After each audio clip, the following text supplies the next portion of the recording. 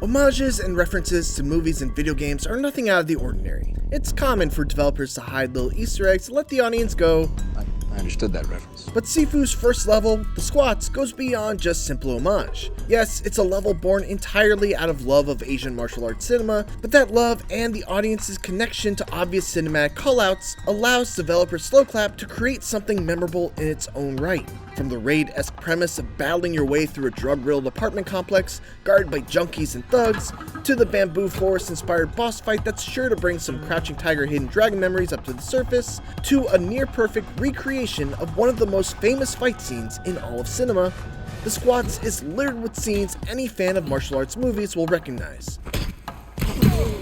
And yet, The Squats rises above mere imitation by using these cinematic nods as the bedrock for teaching players how to excel at Sifu's tough but exacting combat. It's a careful tightrope walk of both reverence and a desire to carve out Sifu's own identity, and somehow, Sloclap managed to pull it off. To find out how they managed to nail this balance, we talked with Sloclap co-founder and creative director Jordan Leoni, along with game and combat designer Theo Caselli, who managed to shed some light on both the challenges of the Squat's development, along with the secrets behind its homages. This is Art of the Level. Okay, let's do this. Drop your weapon. The Squats is preceded by a tutorial level that teaches you the ins and outs of Sifu's combat. But since you control an essentially invincible character in that narratively important prelude, this level is your first real test in Sifu. It's a proving ground that essentially says, okay, great, you think you know how to fight? Now, these guys are actually going to kill you. And kill you, they very likely will. Even though the Squats is positioned as a fairly easy level in comparison to later stages, it's certainly no pushover. You might survive its first couple of encounters by just mashing the light attack button, but eventually, enemies will start powering through your attacks to land one of their own, surround you and toss projectile from out of your view, and the boss basically demands that you have a firm grasp on Sifu's defensive techniques. But we'll get to that later. What makes the Squats such a great first level actually has a lot to do with the fact that it takes place after the prologue. Because the prologue got all of the basic tutorializing out of the way, you know what buttons do what, how some of your unique abilities work, etc. The Squats can teach the player practically as opposed to pedantically. Here's an example. As you're climbing up the apartment complex staircases of the Squat's first building, you'll run into a guy hanging out next to a railing with a bottle next to your feet. When you throw the bottle at the guy, it stuns him. Now, the tutorial taught you that you can use a directional throw on stunned enemies, but it doesn't reveal that throws are contextually based on the environment. The placement of enemy, railing, and bottle in this example is teaching you early on that you can throw a bottle to stun enemies near railings and then toss them over for an instant kill. And if you didn't pick up on that immediately, you get another shot because the placement is repeated again on the next floor up. And if you didn't pick up on it after that, that's fine too. Not just because you might soon die and get to re-experience the staircase all over again, but because this trick isn't something that's required knowledge in Sifu. It is, however, a powerful piece of information to have that will end subsequent fights faster and reduce the chances of you taking damage if you know what to look for, ultimately leading to an enemy death. That intention of design without making it feel too over-explanatory is key to what makes the level work, and what the developers hope to accomplish, as Caselli notes. Even if the player played the prologue, it did not really feel the impact importance of the combat in the game, because when he's playing Yang, he's invincible, he's rolling through the enemies, while in the first level, it's the first time that you really have to, deal with the consequences of death. So we really didn't want to do especially challenging level. We want the player to, feel the pressure of mobs of enemies rushing at him and having to deal with, aging each time he dies. So the level was not really oriented to be really difficult, but more, introduce slowly but surely the player to what's coming. The Squats accomplishes this goal wonderfully. While difficulty is subjective, the fact is, it only gets harder from there. and the Squats does a great job of easing players into that difficulty one step at a time through some really clever means. And one of those means is pulling in some cinematically inspired sequences. Leave these people alone. Oh, we got ourselves a real-life white knight here. Oldboy is a classic 2003 Korean action movie with one of the most famous fight scenes in all of cinema. It's a brilliant single-shot brawl through a crowded corridor, notable not only for its gritty, realistic, and brutal choreography, but also because of the way it flattens the action onto a 2D linear plane. The developers of Sloclap were obviously fans of this scene because, not too long into the Squats, you're greeted with this. Pretty uncanny, right? But what's especially notable about the Oldboy homage in Sifu is how it's not just a throwaway reference tossed in there as one of those aforementioned "I understood that reference" moments. Again, much of the Squats is all about easing players into Sifu's difficulty curve. And what better way to do that than to have the first fight against a crowd of more than 2 to 3 enemies at once be one in which enemies only come from one direction. Sloclap smartly adapted an iconic movie fight and made it their own so that they could not only pay homage, but also design a combat encounter specifically to ingratiate players to the challenge of fighting a bunch of enemies all at once. Future fights will have you contend with enemies that may be off camera or run up behind you, but here, the whole fight is always in full view, so you can focus on your combos and timing.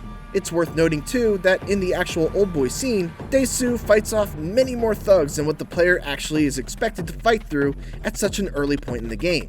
For fun, let's see what it would look like if it did have 20 enemies packed into this corridor, as we hear Caselli again elaborate on their approach to homages.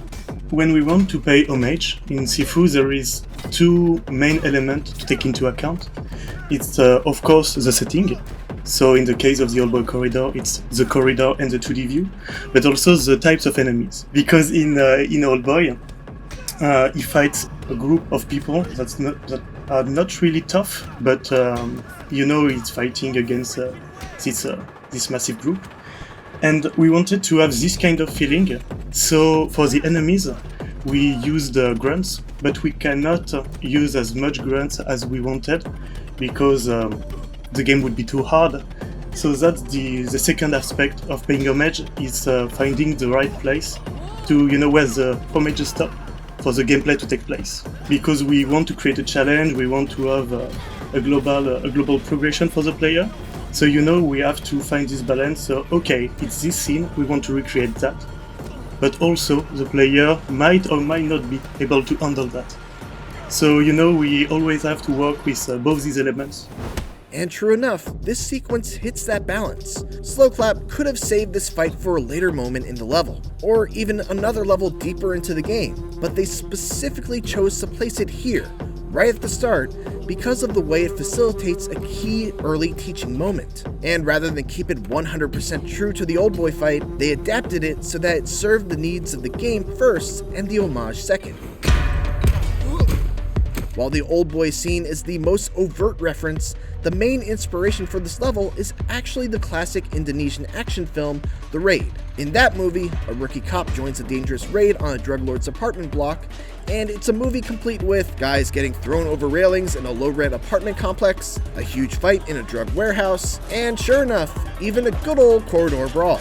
But the influence of The Raid is never overpowering, and never gets in the way of Sifu establishing its own identity. And going back to that corridor, while the switch from 3D to 2D seems pretty seamless, it actually brought a couple of unique challenges that Sloclap had to deal with. One thing that was quite difficult was to hide the right wall at the perfect timing, so the player cannot see what is behind when the camera shifts. We needed to hide a lot of objects at a good moment, and also take the control of the camera so the player cannot see what happened. To illustrate what Leani is talking about, here's a look at the room that's just before the corridor fight. In order to switch the scene to a 2D perspective, the camera must go in this space in order to give a full view of the action.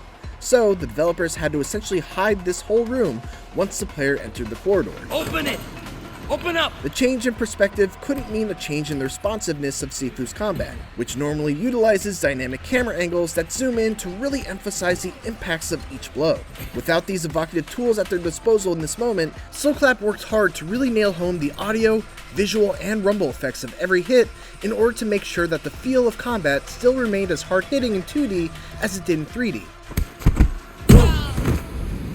With the Oldboy corridor as the first true test of your crowd control abilities, the Squats continues to ramp up the scale of its battles, introducing you to new facets of its combat with each encounter.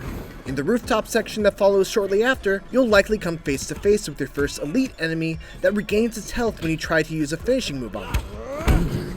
Right after that, you'll have to deal with your first heavy enemy. Next, 2 special elites guarding a shrine and a key that unlocks the level's shortcut. And it culminates in this big fight in the warehouse that is essentially the level's big sink or swim moment. It's worth noting that even with the shortcut that lets you bypass most of the level, you can't skip past this fight. What I love so much about this warehouse fight is that if you just treat it like a straight up fight, then yeah, it's difficult. Enemies surround you from all sides, they'll throw bottles from off screen, and there are plenty of weapons to go around. But it's also a wide open space with plenty of ways to use the environment to your advantage. You can vault over tables to keep the hordes of enemies split up, you could run up the stairs and funnel enemies so that they can only approach from one direction, or you could go even further up the catwalk and lure enemies over so you can toss them off the edge. It not only builds upon every environmental and combat rule that you've learned so far, but it's also an incredible teaching area on its own. The more you play, the more you're able to see what works, what doesn't, and eventually carve a path that allows you to get through the encounter without any deaths. And really, that's what Sifu's all about, and it's encapsulated in this one fight. Of course, this encounter just tests your ability to handle a gang of thugs all at once. The final test of the Squats inverts that idea by pitting you against a single foe. And it's the level's most deadly challenge yet.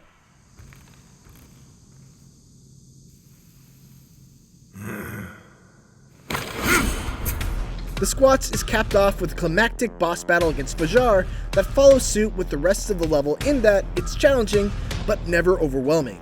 Fajar's patterns are fairly simple, especially in comparison to later bosses. When far away, he will leap off of a surface and do a telegraphed axe kick. When close up, he will do a 2-hit kick, followed by an easily swayable and punishable spinning heel kick. And every now and then, he'll use a sweep attack, but never often enough to really make you feel like you have to fear it. If you know these patterns and you know how to use your sway technique to get out of the way of his kicks to make him vulnerable, this is an easy fight. But when you first arrive at this boss fight, you haven't had the importance of these defensive techniques drilled into you yet. Fajar acts as that drill. Come on! Attacking him straight on doesn't work as he will block most of your strikes and deal more damage to you than you to him. Blocking doesn't work very well because his kicks deal massive structure damage, and just dodging will get you out of the way of his attacks, but won't give you the counterattack opportunity. If you want to get through this fight without dying, you have to learn how to sway high attacks. His second phase adds a few more attacks to his arsenal, but they still largely follow suit in that, as long as you utilize your sway technique to get out of the way of his attacks, he will always present a large opening for you to punish him. And that's really what this fight is all about, teaching you about the importance of swaying as a defensive technique. Because if you don't know how to use that technique to avoid attacks like the ones Fajar hits you with, you are going to struggle immensely in what's to come. And naturally, as Caselli notes, the developers really want you to learn from this battle. It's the first real time in the game where the player will have to have some kind of plan to deal with his enemy. That's very important in Sifu because later on in the game, when we will introduce advanced archetypes or other bosses, the player will need to recognize patterns and will need to have some kind of a plan to deal with that. I have spent 8 long years preparing for this. Sifu's bosses aren't just memorable for their fights, they also tend to leave an emotional impact as well. One of the concepts explored in Sifu is wuda, essentially a form of martial morality, and it's one of the reasons why in every boss fight of Sifu, there's a hidden method of sparing them. Fajar is no exception, but why would anyone want to spare this monstrous drug lord who played a hand in the murder of your father? Well, for one, you get a special talisman that helps unlock a secret ending. But one of the great things about Sifu also is that it makes an effort to humanize each of its bosses. In Fajar's case, there's a mysterious room that remains locked all the way until just about the very end of the game, when you're able to find a key to this room inside Yang's sanctuary. Upon investigation, you learn that Fajar is actually terminally ill, and that Yang's the one who's been taking care of him. The two share a very close bond. In each level there is something kept by the boss, which gives more intel about who the boss is. And for Fajar it was really to give more humanity to this boss. He is quite alone during his life, he don't trust anybody except Yang, and this one was to give him back his humanity. Among all the bosses in the game, Fajar is the least redeemable, and is still a monster even despite knowing of his condition and his relationship with Yang. But like everything else in the squats, this revelation eases you into the thought that maybe these men and women you're hunting down aren't initially what you think they are. Maybe there's more to the murder of the main character's father than was initially let on. That hidden layer is, in essence, Sloclap's approach to his homages as well. The squats is so much more than just that level with the Oldboy fight. It's a level that also exemplifies restraint, and is a prime example of how to teach and test players on the skills that they'll need early on in order to be successful through the rest of the journey as it becomes more difficult.